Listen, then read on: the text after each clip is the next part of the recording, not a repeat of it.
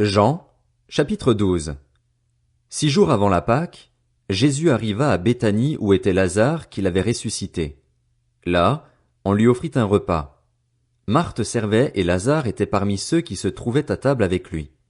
Marie prit un demi-litre d'un parfum de nard pur très cher, en versa sur les pieds de Jésus et lui essuya les pieds avec ses cheveux.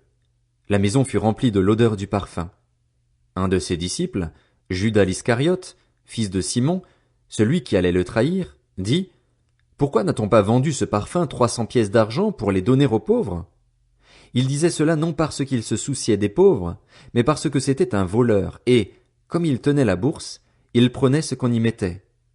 Jésus dit alors: Laisse-la, elle a gardé ce parfum pour le jour de mon ensevelissement.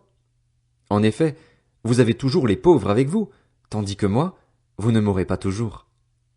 Une foule de Juifs apprirent que Jésus était à Béthanie. Ils y vinrent, non seulement à cause de lui, mais aussi pour voir Lazare qu'il avait ressuscité. Les chefs des prêtres décidèrent de faire mourir aussi Lazare parce que beaucoup de Juifs les quittaient et croyaient en Jésus à cause de lui. Le lendemain, une foule nombreuse de personnes venues à la fête apprirent que Jésus se rendait à Jérusalem.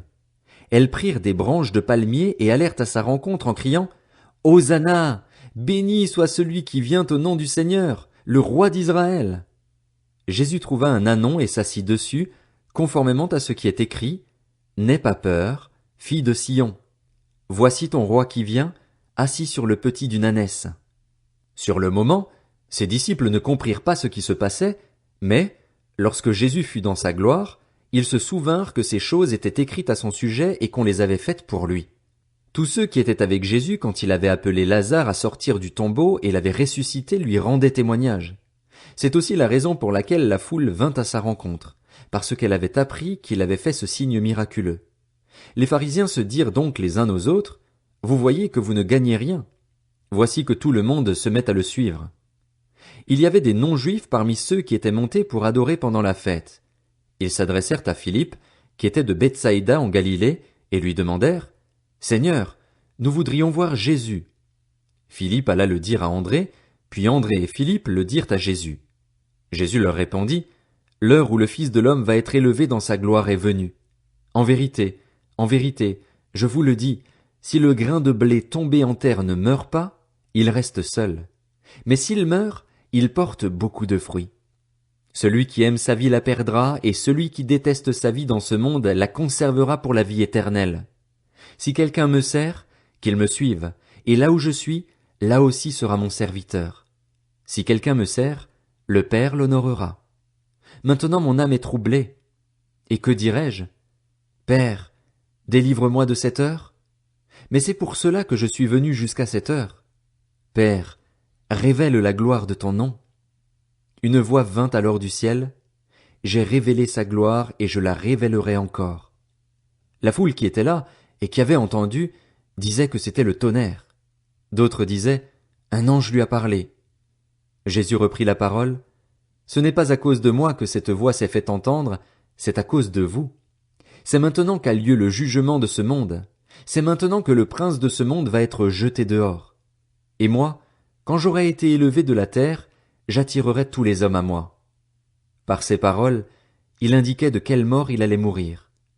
La foule lui répondit: Nous avons appris par la loi que le Messie vivra éternellement. Comment donc peux-tu dire: Il faut que le Fils de l'homme soit élevé? Qui est ce Fils de l'homme? Jésus leur dit: La lumière est encore pour un peu de temps parmi vous. Marchez pendant que vous avez la lumière afin que les ténèbres ne vous surprennent pas, car celui qui marche dans les ténèbres ne sait pas où il va. Pendant que vous avez la lumière, croyez en elle afin de devenir des enfants de lumière. Après avoir dit cela, Jésus s'en alla et se cacha loin d'eux. Malgré tous les signes miraculeux qu'il avait faits devant eux, ils ne croyaient pas en lui. Ainsi s'accomplit la parole annoncée par le prophète Ésaïe: Seigneur, qui a cru à notre prédication? Et à qui le bras du Seigneur a-t-il été révélé? Ésaïe a dit encore pourquoi ils ne pouvaient pas croire. Il a aveuglé leurs yeux et il a endurci leur cœur pour qu'ils ne voient pas de leurs yeux, qu'ils ne comprennent pas dans leur cœur, qu'ils ne se convertissent pas et que je ne les guérisse pas.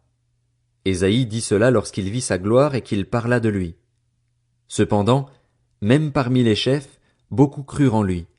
Mais, À cause des pharisiens, il ne le déclarait pas, de crainte d'être exclu de la synagogue. En effet, ils aimèrent la gloire des hommes plus que la gloire de Dieu. Quant à Jésus, il s'écria, « Celui qui croit en moi ne croit pas seulement en moi, mais en celui qui m'a envoyé, et celui qui me voit, voit celui qui m'a envoyé. Moi, la lumière, je suis venu dans le monde afin que quiconque croit en moi ne reste pas dans les ténèbres. Si quelqu'un entend mes paroles mais n'y croit pas, ce n'est pas moi qui le juge, car je suis venu non pour juger le monde, mais pour le sauver. Celui qui me rejette et qui n'accepte pas mes paroles à son juge, la parole que j'ai annoncée, c'est elle qui le jugera, le dernier jour. En effet, je n'ai pas parlé de ma propre initiative, mais le Père, qui m'a envoyé, m'a prescrit lui-même ce que je dois dire et annoncer, et je sais que son commandement est la vie éternelle. C'est pourquoi ce que j'annonce, je l'annonce comme le Père me l'a dit.